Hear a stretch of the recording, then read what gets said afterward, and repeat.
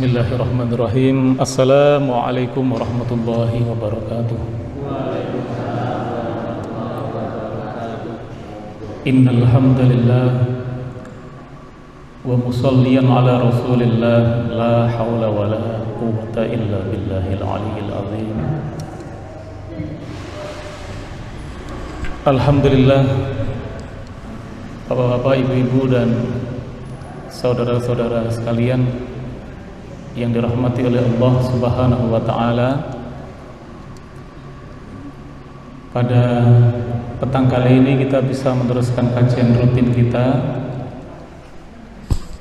Sekarang sudah sampai kepada surah yang ke-98.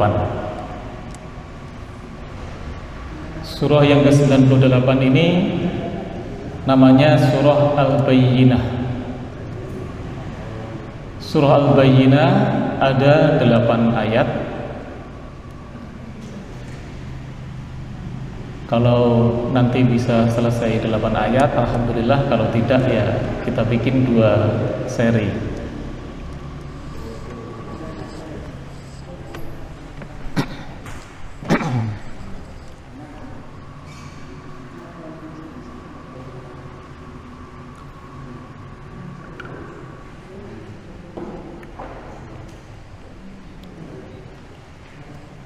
Sudah ketemu? A'udzu billahi minasy syaithanir rajim. Bismillahirrahmanirrahim. A'udzu billahi minasy syaithanir rajim. Bismillahirrahmanirrahim. Lam yakunil ladzina kafaru min ahlil kitabi wal musyrikin munfakkina hatta ta'tiyahumul bayyinah. Lam yakunil ladzina kafaru min ahlil kitabi wal musyrikin munfakkina hatta ta'tiyahumul bayyinah. Rasulun minallahi yatslu suhufan mutahharah.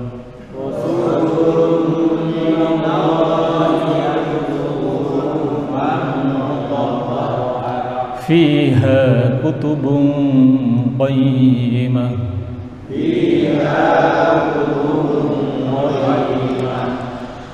Wa ma tafarraqal ladzina utul kitaba illa min ba'di ma ja'atuhumul bayyinah.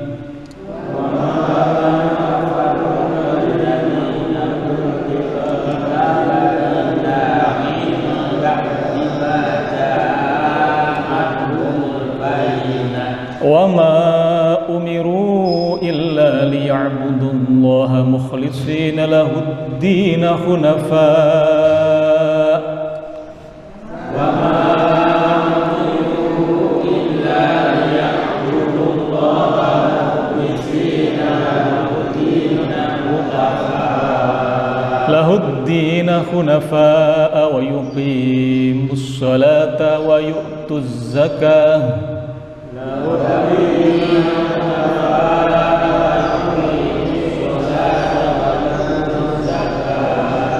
Wadzalika dinul qayyimah.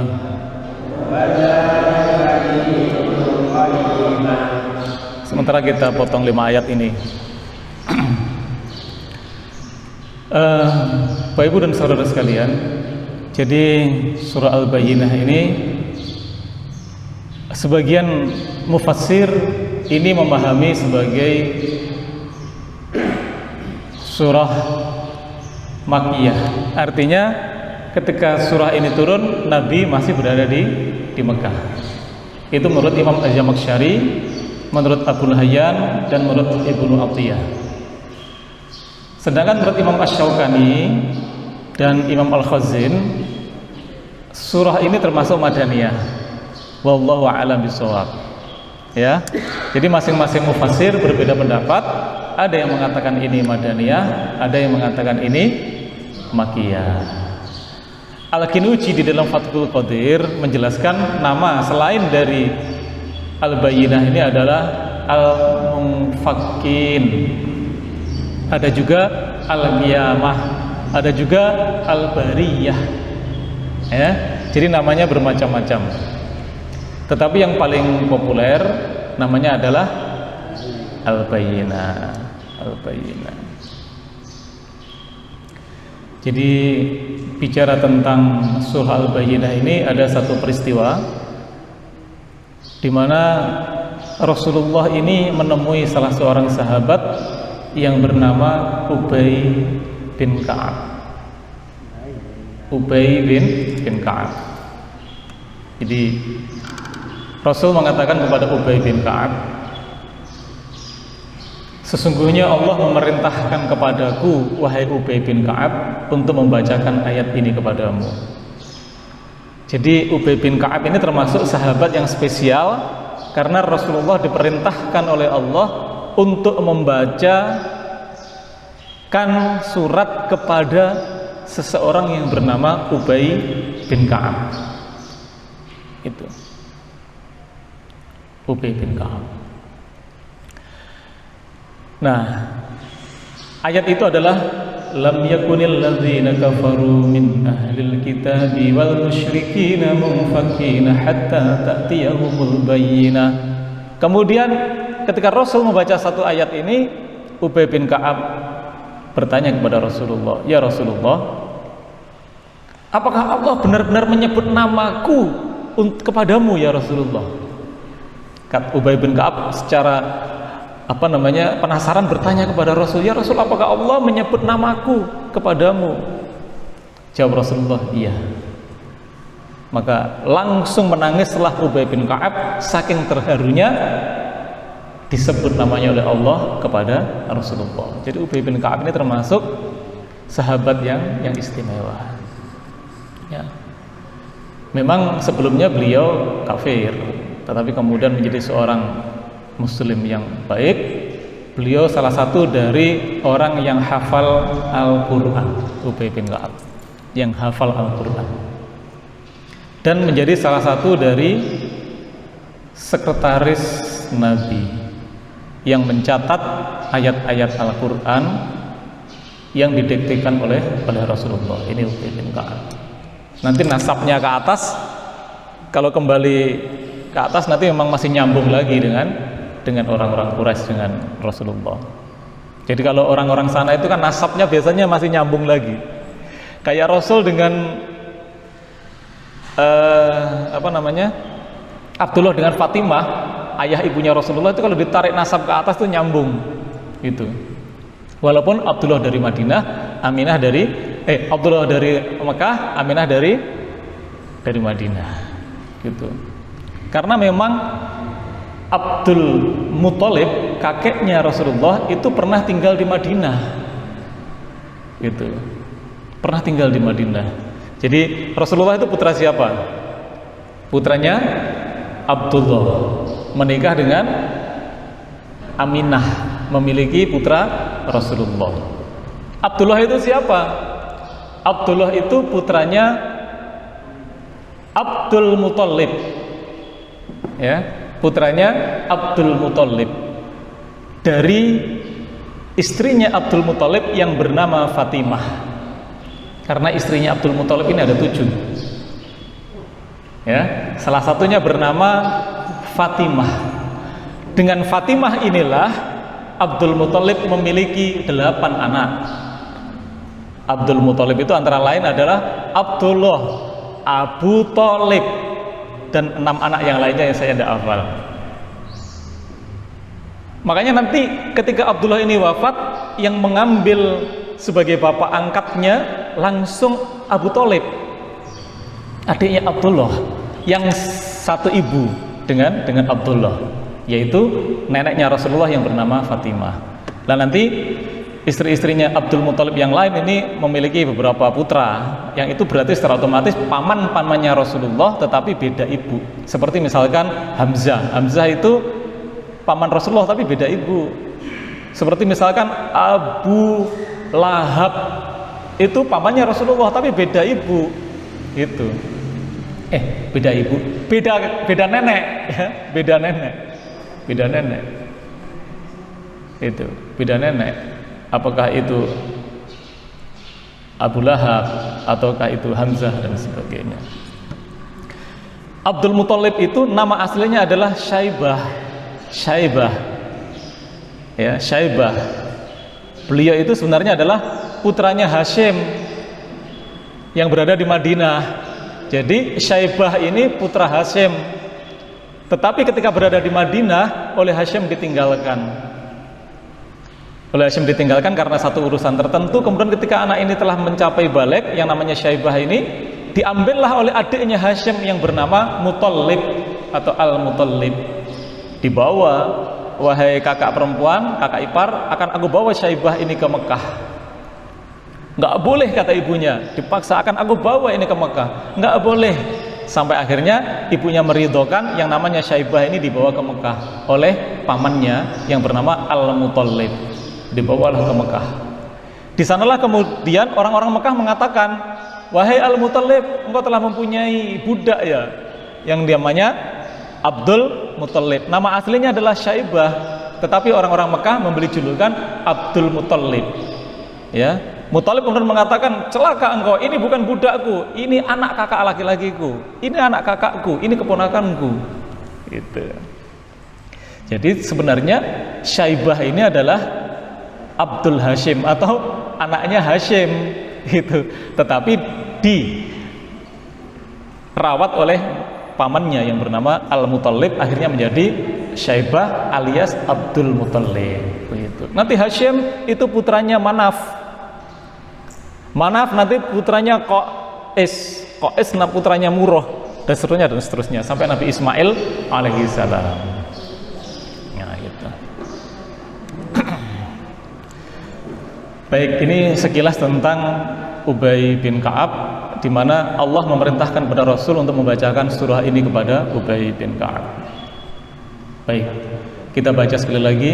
Lam yakunil ladzina kafaru min ahlil kitabi wal musyrikina munfakkina hatta ta'tiyahumul bayyinah.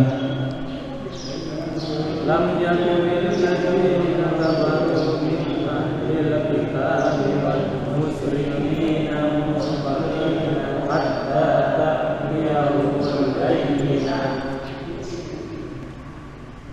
Lam yakun alladzina kafaru. Nah, ini maksudnya begini. Tidak akan meninggalkan orang-orang kafir itu.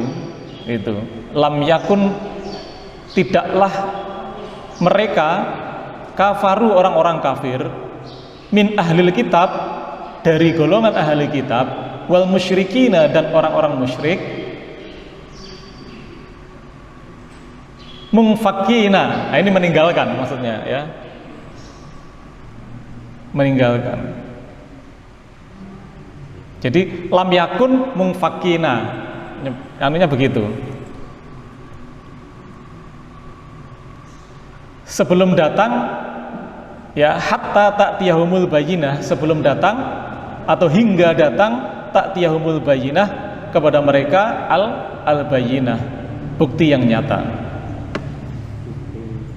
Jadi al-bayyinah itu maknanya adalah bukti yang nyata. Lam yakun, dan tidaklah alladzina, orang-orang kafaru, orang-orang kafir, min ahlil kitabi, dari orang-orang ahli kitab, wal musyrikina, dan juga orang-orang musyrik, mungfakina hatta ta'tiyahumul bayyinah, hingga tidak akan meninggalkan agamanya hingga datang kepada mereka al-bayyinah, bukti yang nyata. Bapak Ibu sekalian, di sini ada min ahlil kitabi wal musyrikina. Min di sini bukan menerangkan sebagian, bukan litabwa'id, bukan sebagian. Jadi tetapi min di sini menunjukkan litabyin, bahwa orang-orang kafir itu terdiri dari, gitu. Jadi orang kafir itu terdiri dari ahlul kitab dan orang-orang musyrik. Ahlul kitab itu disebut kafir, orang musyrik pun disebut kafir. Sekali lagi, seringkali saya menyampaikan di beberapa forum, kata kafir itu kata yang santun. Ya.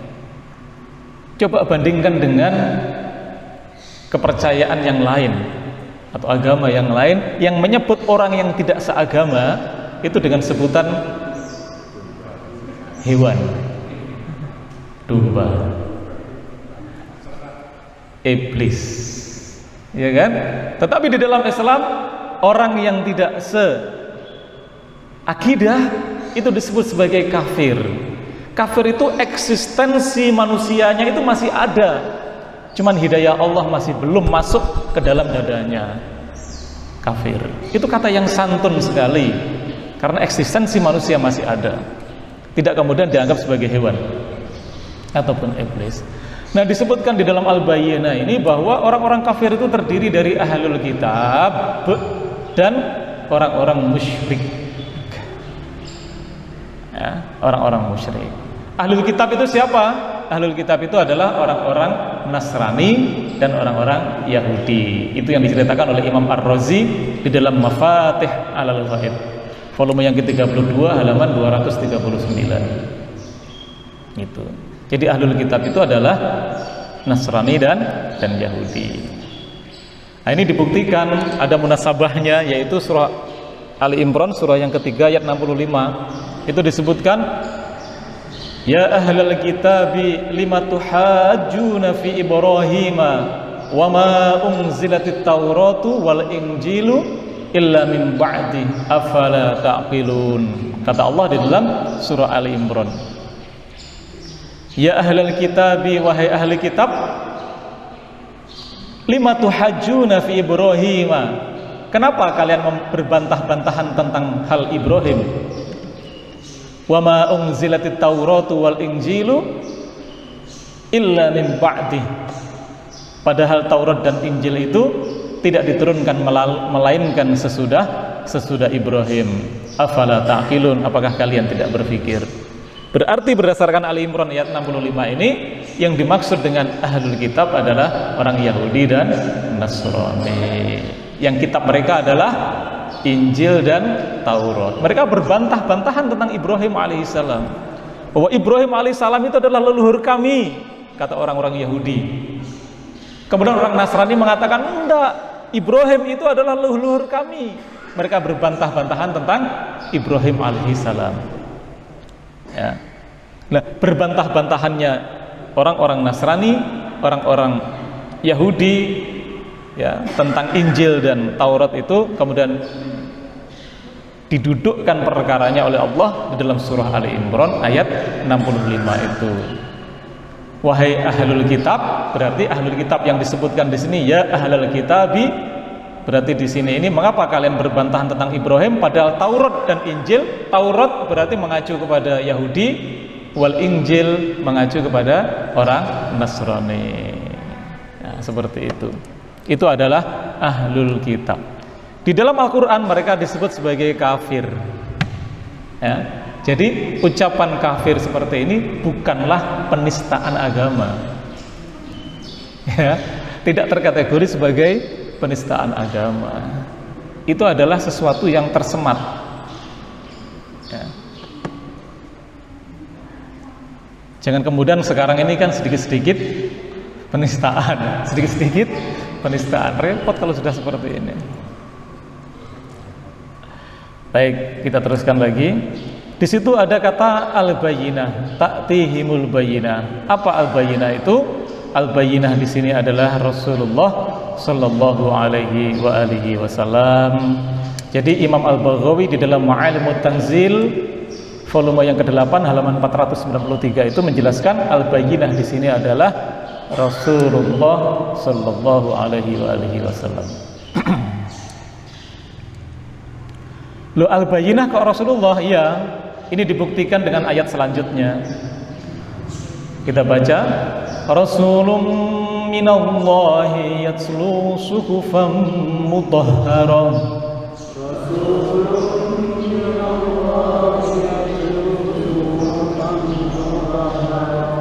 Jadi siapa al-bayyinah itu? Yaitu Rasulun, seorang Rasul minallahi, dari Allah. Siapa Rasul dari Allah? Muhammad sallallahu alaihi wa alihi wasallam. yatslu yang membacakan suhufan lembaran-lembaran mutahharah yang disucikan. Ya. Jadi suhufan mutahharah, lembaran-lembaran yang disucikan itu adalah Al-Qur'an. Nah, Al-Bayyinah itu siapa? Al-Bayyinah itu adalah Rasulullah, Rasul dari Allah yang membacakan lembaran-lembaran yang disucikan, yaitu Al-Quran. Itulah Al-Bayyinah. Jadi orang-orang kafir, baik orang-orang dari ahli kitab maupun orang-orang musyrik itu tidak akan meninggalkan agamanya, ya, tidak akan meninggalkan agamanya sebelum datang kepada mereka Al-Bayyinah. Makanya ketika ayat ini dijelaskan, dibacakan oleh Rasul kepada Ubay bin Ka'ab, Ubay bin Ka'ab itu langsung tersentuh, ya Allah, ini kena ke saya. Maka menangislah Ubay bin Ka'ab. Orang-orang kafir yang terdiri dari ahli kitab dan musyrik itu nggak akan mereka itu meninggalkan agamanya sampai datang Al-Bayyinah. Dan Al-Bayyinah itu Rasulullah.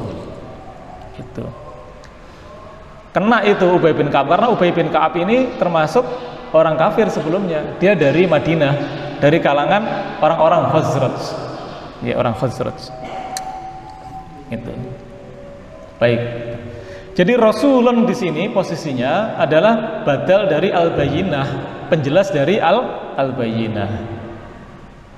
Di situ disebutkan suhufan. Suhufan itu adalah lembaran-lembaran mutahharah yang disucikan, yaitu munazzahah minaz-zur wad-dhalal. Itu namanya mutahharah, suci dari kepalsuan dan kesesatan.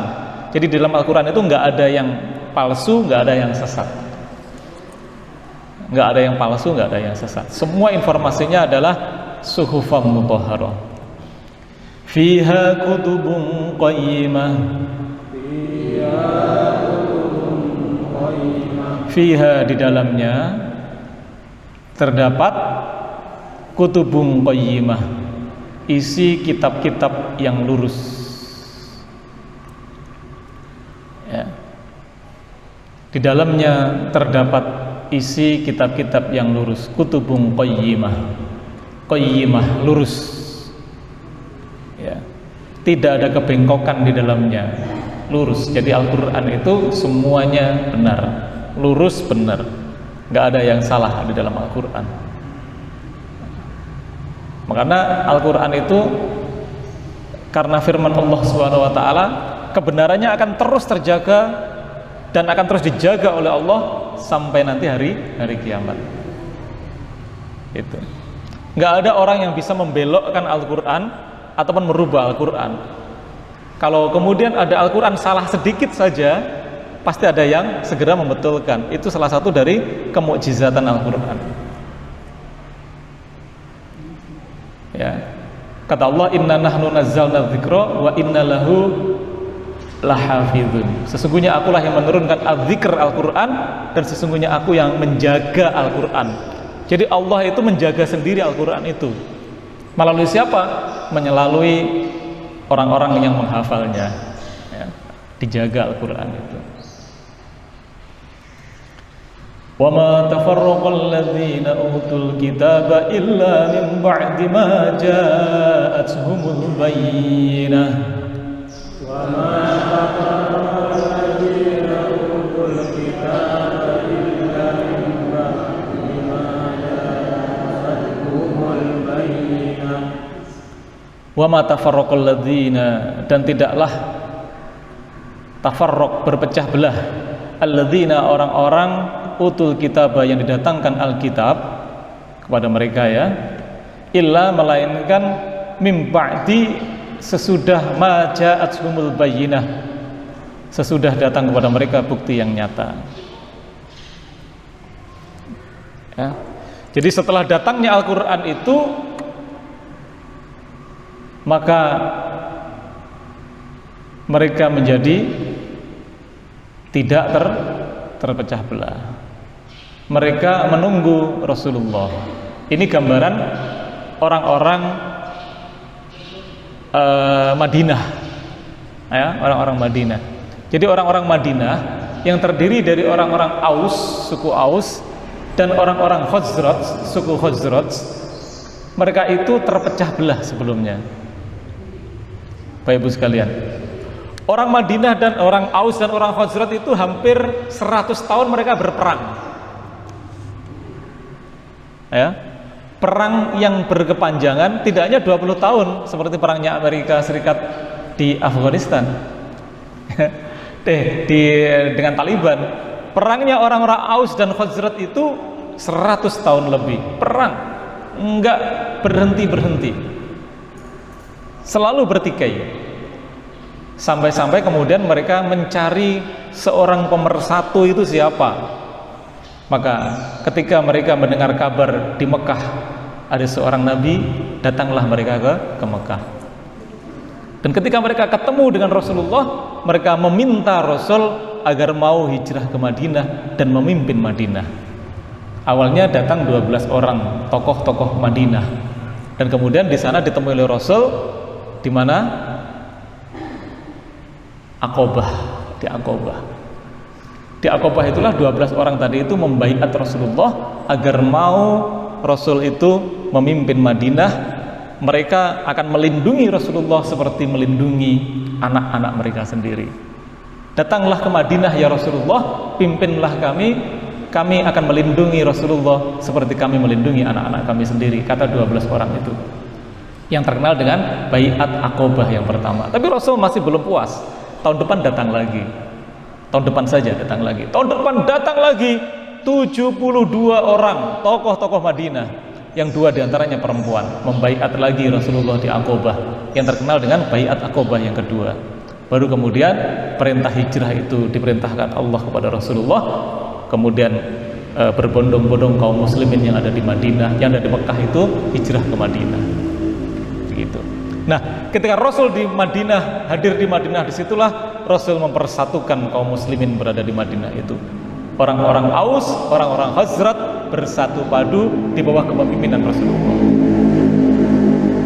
Bahkan orang-orang Aus, orang-orang Khazraj ini dipersaudarakan oleh Rasulullah dengan orang-orang Muhajirin, yaitu orang-orang yang hijrah dari Mekah ke Madinah. Dipersaudarakan, ini bersaudara dengan ini bersaudara dengan ini bersaudara dengan ini, membangun masjid bersama-sama, ya. Nah, gitu. Jadi mereka itu sebelum datangnya Rasulullah mereka terpecah belah, tetapi setelah datangnya Rasulullah di Madinah ternyata mereka bisa bersatu.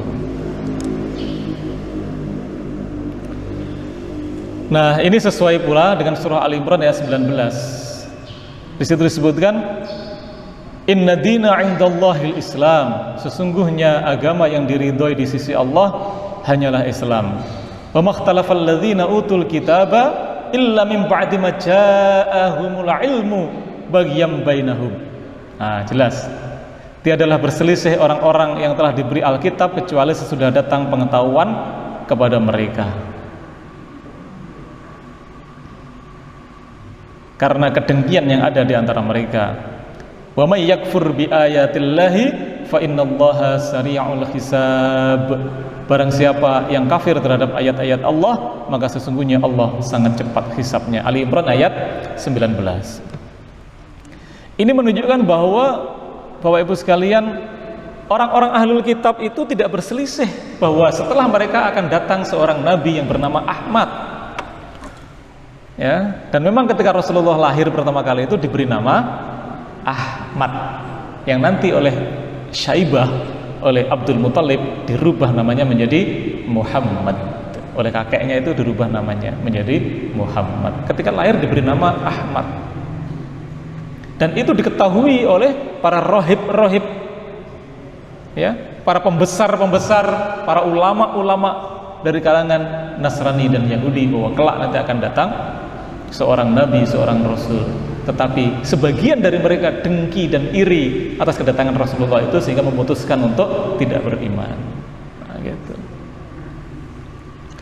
Nah, Bapak Ibu sekalian, penyebutan ahlul kitab yang terdiri dari Nasrani dan Yahudi secara khusus di dalam ayat itu menunjukkan bahwa memang mereka itu mengetahui kebenaran akan kenabian Rasulullah. Mereka tahu setahu-tahunya karena tertulis di dalam kitab-kitab mereka. Itu yang dijelaskan oleh Imam Al-Jazairi di dalam Aisarut Tafasir. Itu. Kenapa sampai dijelaskan secara jahar, secara jelas bahwa ahlul kitab? Karena mereka tahu secara persis tentang Muhammad itu adalah nabi yang terakhir dan tertulis di kitab-kitab suci mereka. Baik, kita teruskan lagi. وَمَا أُمِرُوا إِلَّا لِيَعْبُدُوا اللَّهَ مُخْلِصِينَ لَهُ الدِّينَ حُنَفَاءَ وَيُقِيمُوا الصَّلَاةَ وَيُؤْتُوا الزَّكَاةَ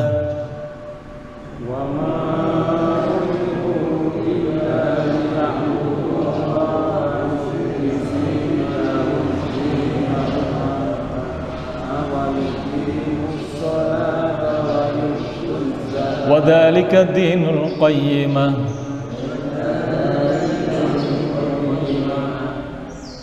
Wama, dan padahal tidaklah umiru, mereka itu disuruh illa, kecuali liya'budullaha, supaya menyembah kepada Allah, mukhlisina, dengan ikhlas, lahuddin, ya,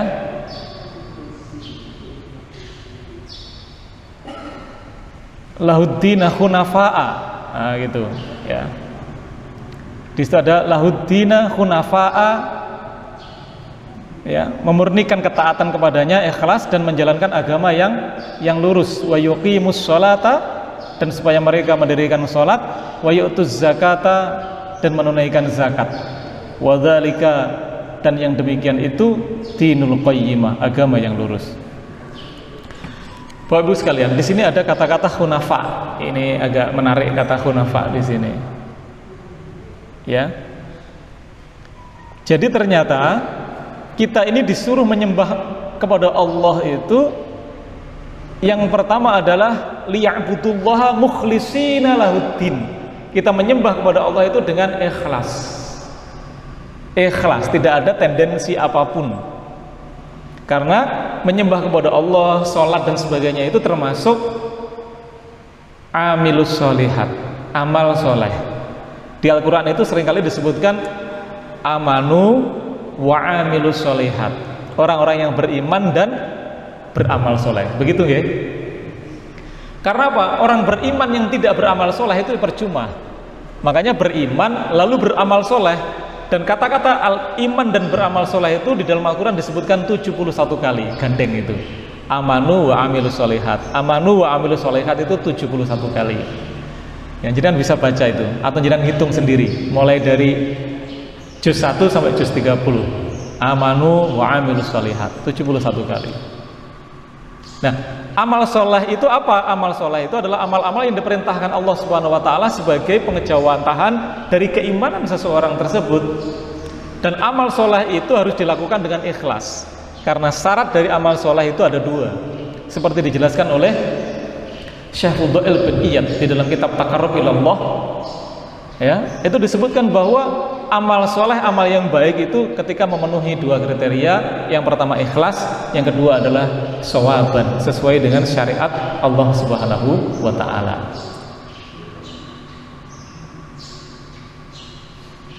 Nah, ternyata di dalam ayat ini ada satu kata lagi yang menarik selain dari mukhlishina lahuddin. Apa itu? Hunafa. Ya, hunafa. Ya, hunafa. Hunafa itu bentuk jamak dari hanif. Bentuk jamak dari hanif. Hanif itu apa? Cenderung kepada kebaikan. Jadi orang yang hanif itu orang yang cenderung kepada kebaikan. Jadi kita ini hendaknya menjadi orang yang cenderung kepada kebaikan. Kalau ada kebaikan kita cenderung kepada kebaikan. Tapi terhadap keburukan kita menghindar. Karena ada loh orang-orang sekarang ini, kalau terhadap kebaikan itu enggan, tetapi kepada keburukan cepat sekali. Itu orang yang tidak hanif. Itu tidak hanif. Kalau keburukan cepat sekali, gitu ya. Itu tidak hanif. Hanif itu orang yang cenderung kepada kebaikan, itu hanif. Jadi hendaklah kita ini menjadi hamba-hamba yang ikhlas dan hanif. Begitu. Ini yang dijelaskan oleh Imam Al-Qurtubi di dalam Al-Jami' li Ahkamil Quran. Demikian Bapak Ibu dan saudara sekalian, semoga sedikit ini bermanfaat. Sementara 5 ayat dulu, nanti kita teruskan pada 3 ayat yang berikutnya. Semoga sedikit ini bermanfaat bagi kita, dan semoga Allah Subhanahu wa taala memberi pertolongannya kepada kita agar kita tetap menjadi orang yang baik, cenderung kepada kebaikan, dan dimatikan dalam keadaan husnul khatimah. Amin amin ya rabbal alamin. Ihdinas siratal mustaqim. Assalamualaikum warahmatullahi wabarakatuh.